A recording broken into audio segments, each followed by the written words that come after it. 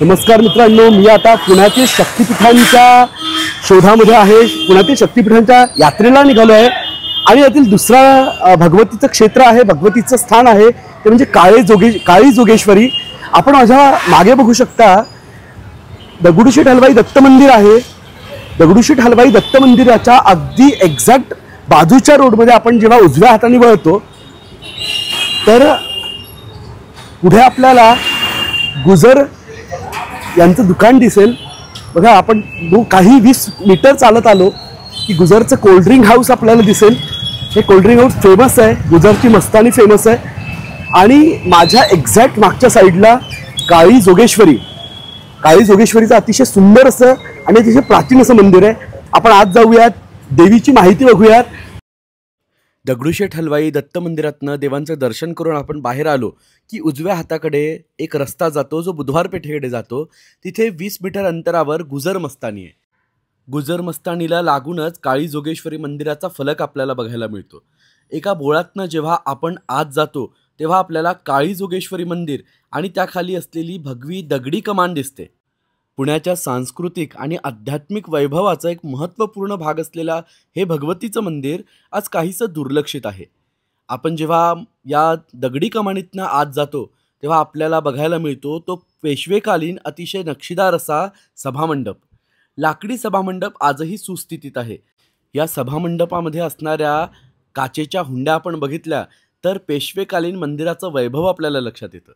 आणि मग आपण वळतो ते देवीच्या गाभाऱ्याकडे.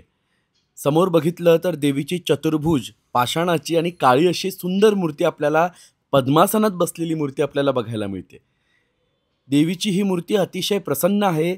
एका कोपऱ्यामध्ये आपल्याला देवीची मूळ मूर्ती जी भिडे यांच्या पूर्वजांना मिळाली होती, या मंदिरात असलेल्या औदुंबराखाली मिळाली होती आणि देवीच्या आज्ञेने त्यांनी स्थापन केली होती, ती पण मूर्ती बघायला मिळते. देवीच्या अगदी समोर आहेत हे गणराय. या गणरायांचं वैशिष्ट्य असं की जेव्हा पेशव्यांना मुलगा झाला होता तेव्हा पेशव्यांनी पुण्यातील अनेक मंदिरांमध्ये दक्षिणा ठेवली होती. तेव्हा या गणरायांपुढे पण त्यांनी दक्षिणा ठेवल्याचा उल्लेख आपल्याला पेशवे दरबारी बघायला मिळतो.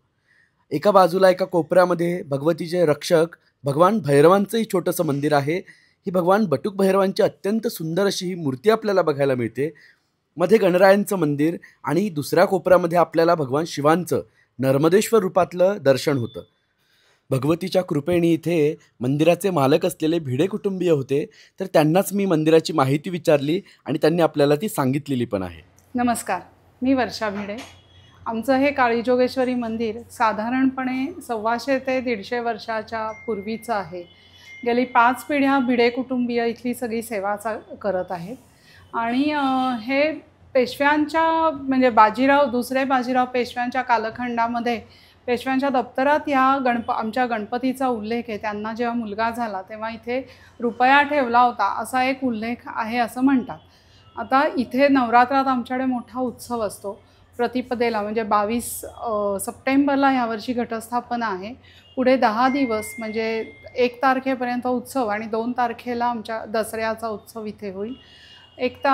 30 तारखेला आमच्याकडे होम असतो कालीमातेचा, म्हणजे नवचंडीचा होम आम्ही करतो आणि तो 30 तारखेला संध्याकाळी असेल. असतं दिवसभर भजनं कीर्तनं, सनई असते. त्याच्यानंतर बिडवे बंधू यांची सनई असते आणि आरती असते. रोज गाण्याचे कार्यक्रम, भजन कीर्तन अशा प्रकारचे रोज कार्यक्रम होत असतात.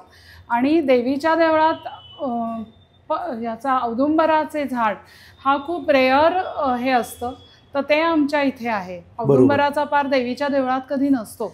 आणि शंकर महाराज इथे येऊन गेल्याचा, शंकर महाराजांची काहीतरी इथनं म्हणजे यायचे ते. आणि ते समोर एक बसायचे, ह्या बाहेरच्या कट्ट्यावर बसायचे. तर त्यामुळे असा हा उत्सव आम्ही मोठा उत्सव करतो आणि लोकांना खूप निवांत दर्शन इथे होतं. आणि देवीचं जे स्वरूप आहे ते कशा प्रकारचं आहे? देवीचं स्वरूप आहे ही त्रिनेत्र आहे. कपाळावर जर बघितलं तर एक तिसरा डोळा दिसतो. अत्यंत हसतमुख असं हे रूप आहे. पद्मासनात बसलेली ही देवी आहे.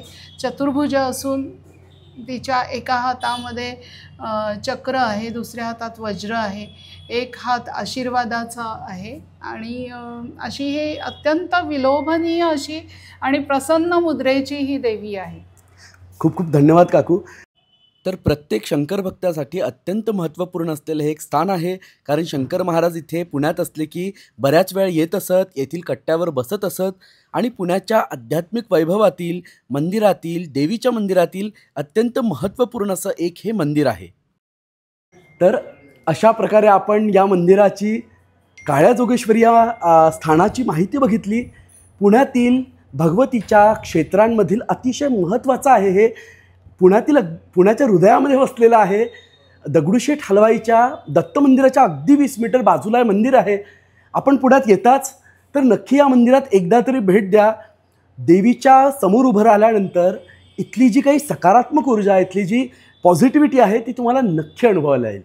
तर त्रिनेत्र असलेली ही जी भवानी आहे, काळी जोगेश्वरी आहे, हिचं दर्शन करायला विसरू नका. पुढच्या देवीकडे वळूयात, आपण पुढे जाऊयात. पुण्याच्या या शक्तिपीठ यात्रेमध्ये आपलं हे दुसरं क्षेत्र आहे.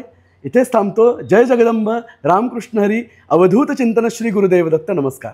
आपल्याला हा व्हिडिओ कसा वाटला हे मला कमेंट बॉक्समध्ये नक्की कळवा आणि आपले channel tales of saint like, subscribe आणि शेअर करायला विसरू नका.